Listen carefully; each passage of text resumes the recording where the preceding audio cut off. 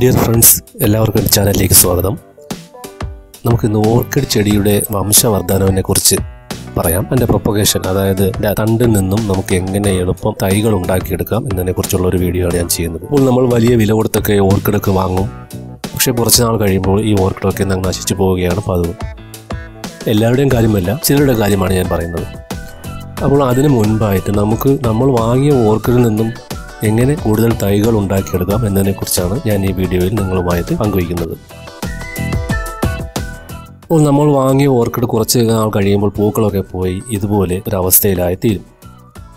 അപ്പോൾ ഇതുപോലെ വെറുതെ ഇങ്ങനെ നിൽക്കുന്ന കുറേ കമ്പുകളിലുണ്ടാകും. ആ കമ്പുകൾ നിലനിർത്തിയാൽ വളരെ പെട്ടെന്നൊന്നും അതിൽ തൈകൾ ഉണ്ടാകാൻ സാധ്യതയില്ല.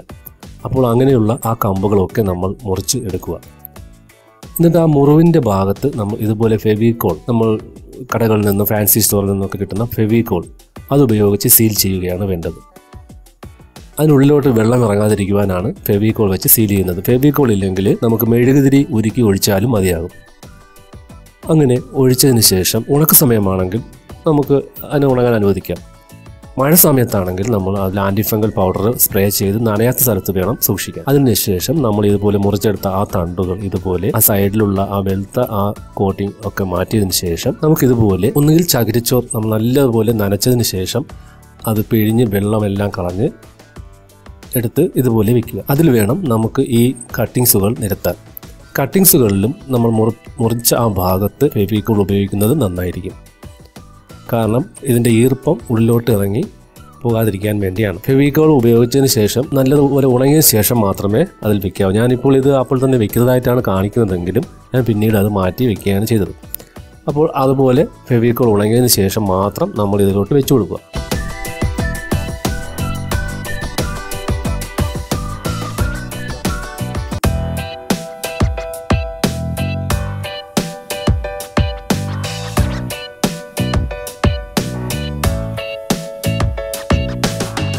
ഞാൻ ഫെവിക്കോൾ ഉപയോഗിക്കുന്നതിന് മുമ്പായിട്ട് അതിൽ ആൻറ്റിഫംഗൽ പൗഡർ കൂടി കോട്ട് ചെയ്തിട്ടുണ്ട്.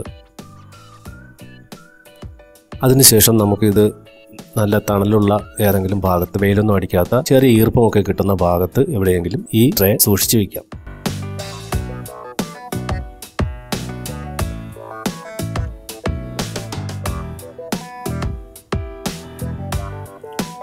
നമ്മളിങ്ങനെയുള്ള ഉണങ്ങിയതല്ല, പൂ പിടിക്കാത്ത ഈ തണ്ടുകൾ ഇങ്ങനെ നിർത്തിയാൽ അതിൽ വെറുതെ നിന്ന് ഉണങ്ങി പോവുകയുള്ളൂ. അപ്പോൾ അതിൽ നിന്ന് കട്ട് ചെയ്ത് മാറ്റി ഇതുപോലെ നമ്മൾ സൂക്ഷിക്കുകയാണ് ചെയ്യേണ്ടത്. അങ്ങനെ ചെയ്തു കഴിഞ്ഞാൽ അതിൽ നിന്നും നമുക്ക് ഒരുപാട് മുകുളങ്ങൾ പൊടിച്ചു വരികയും അത് ഒരു ചെടിയാക്കി നമുക്ക് മാറ്റി നടുകയും ചെയ്യാം.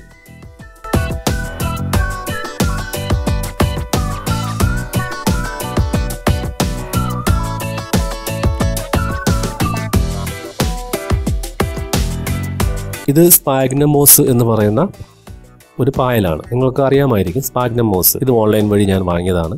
അപ്പോൾ ഇത് വെച്ചും നമുക്ക് ഇതിനെ പ്രൊപ്പഗേറ്റ് ചെയ്തെടുക്കാൻ കഴിയും. ഇതുപോലുള്ള പ്ലാസ്റ്റിക് കവറിനുള്ളിൽ ഈ സ്പാഗ്നം മോസ് നല്ലതുപോലെ കുതിർത്ത് വെള്ളമൊക്കെ പിഴിഞ്ഞ് കളഞ്ഞതിന് ശേഷം നിരത്തി അതിൽ ഈ തണ്ടുകൾ വെച്ചും നമുക്ക് ഇതുപോലെ മുളപ്പിച്ചെടുക്കാവുന്നതാണ്.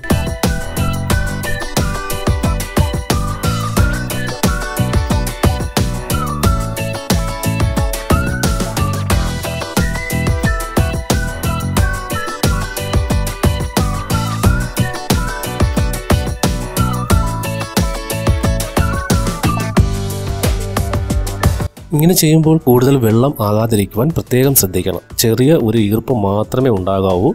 അത് പ്രത്യേകം ശ്രദ്ധിക്കുക, ഇല്ലെങ്കിൽ എല്ലാം അഴുകി പോകുന്നതാണ്.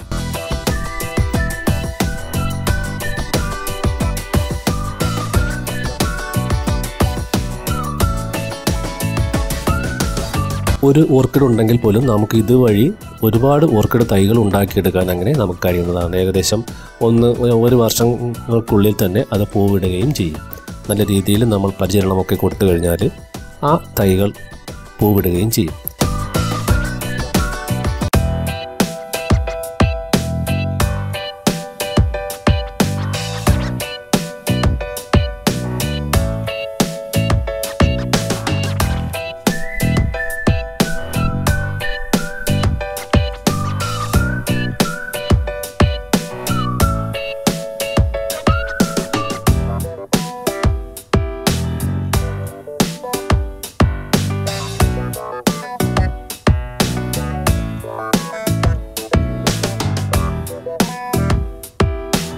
ഇതുപോലെ ബോട്ടിലിനുള്ളിലും ഇതുപോലെ വെച്ച് നമുക്ക് എന്തെങ്കിലും കവർ ചെയ്ത് വെക്കുകയാണെങ്കിൽ അതിൽ നിന്നും മുള പൊട്ടുകയും അങ്ങനെയും നമുക്ക് തൈകൾ ഉണ്ടാക്കിയെടുക്കാം. അങ്ങനെ പല രീതിയിൽ ഈ ഓർക്കിഡുകൾ നമുക്ക് തൈകൾ ഉണ്ടാക്കിയെടുക്കാൻ സാധിക്കുന്നതാണ്. ഇത് ഏകദേശം 1 മാസം കഴിഞ്ഞ് 1.5 മാസമായപ്പോഴുള്ള ആ വളർച്ചയാണ്. ഇപ്പോൾ നിങ്ങൾ കണ്ടാൽ മനസ്സിലാകും. അതിൽ നിന്നെല്ലാം ചെറിയ ചിനപ്പുകൾ പൊട്ടി വരുന്നുണ്ട്, അതിൻ്റെ മുകുളങ്ങൾ പൊട്ടി വരുന്നുണ്ട്. അപ്പോൾ ഇതുപോലെയാണ് ഓർക്കിഡ് ചെടികൾ നമുക്ക് വേര് പിടിപ്പിച്ചെടുക്കാം. ഇനി ഇത് നമുക്ക് ചെറിയ ചട്ടികളിൽ നട്ട് പിടിപ്പിച്ച് വളർത്തിയെടുക്കാം. കുറച്ചുകൂടി വേര് വന്നു കഴിഞ്ഞാൽ നമുക്കിത് മാറ്റാവുന്നതാണ്.